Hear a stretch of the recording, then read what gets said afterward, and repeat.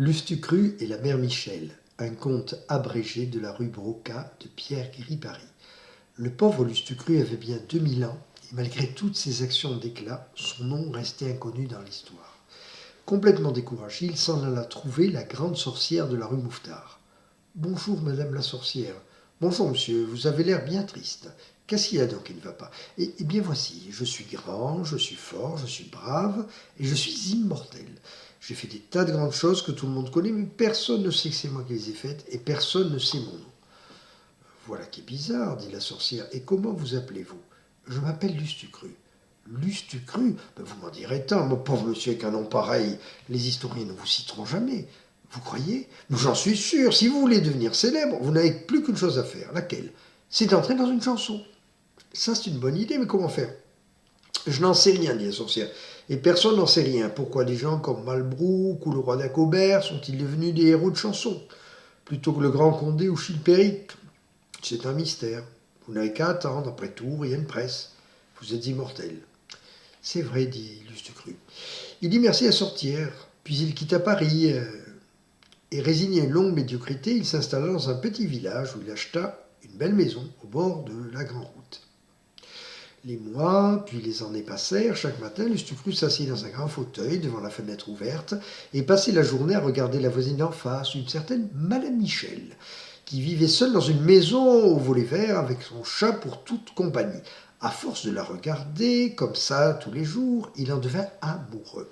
Un beau dimanche, après la messe, il acheta un bouquet, mit son bel habit noir, sa cravate et ses gants, puis traversa la rue et fut sonné chez la voisine. Celle-ci vint lui ouvrir. « Monsieur, vous désirez ?»«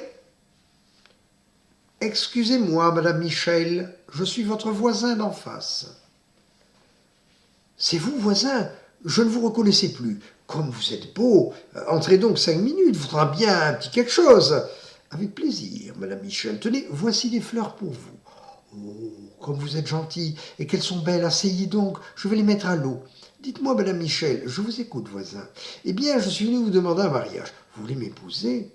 Oui, madame Michel. Oh, pas possible, je vous connais à peine. Vous apprendrez à me connaître, madame Michel. Voyez, je suis grand, je suis fort, je suis brave, et, qui plus est, immortel. Ma foi, dit-elle, j'avoue, c'est intéressant. Et comment vous appelez-vous? Je m'appelle Lustucru.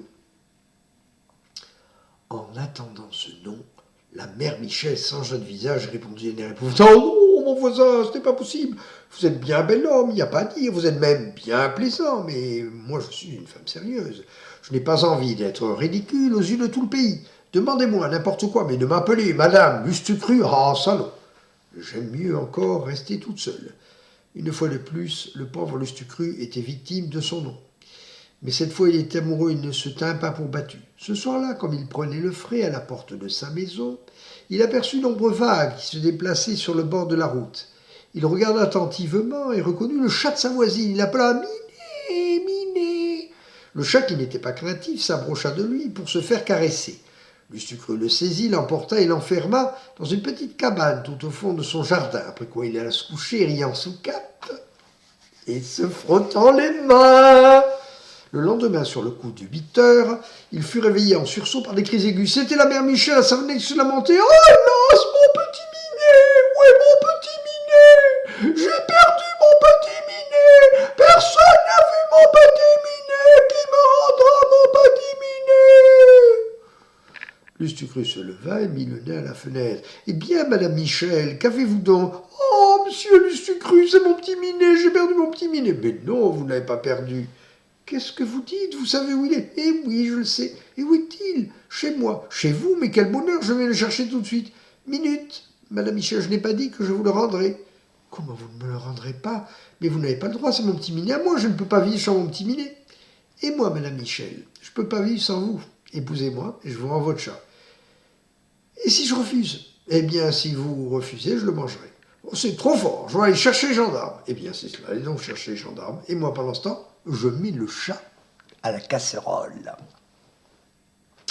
En attendant ces mots, la mère Michel se mit à pleurer. « Oh, monsieur Lustucru, pourquoi êtes-vous si méchant? »« C'est parce que je vous aime, madame Michel. » La mère Michel ouvrit de grands yeux. « Vous m'aimez à ce point-là? »« Oui, madame Michel. » Cette fois, la mère Michel fut tout émue. Pauvre homme, pensa-t-elle, je ne savais pas qu'il existait encore des êtres capables d'aimer à ce point. Après tout, Lustucrus n'est pas un si vilain long, et on doit s'y habituer à la longue. Elle dit tout haut, si je vous épouse, vous me rendrez mon chat, je vous le rendrai. Vous ne lui ferez aucun mal, je ne lui ferai aucun mal. Promis juré, promis juré. Alors c'est entendu, je vous épouse, vraiment, vraiment. Pour toute la vie, pour toute la vie. Promis juré, promis juré. Oh, quelle joie! Merci, Madame Michel. Lustucrus s'habilla, descendit et délivra sans plus tarder le chat de sa voisine. 6 mois plus tard avait lieu leur noce. Au moment où les nouveaux mariés sortaient de l'église, les enfants du pays se mirent à chanter « C'est la mère Michel qui a perdu son chat, qui crie par la fenêtre à qui le lui rendra. C'est le père Lustucrus qui lui a répondu « Allez, la mère Michel, votre chat n'est pas perdu !» Qu'est-ce que c'est que cette chanson demanda Lustucrus. C'est une nouvelle chanson que l'on chante sur vous, répondirent les enfants. Je la trouve stupide, dit la mère Michel. Et moi, dit Lustucrus, je la trouve merveilleuse.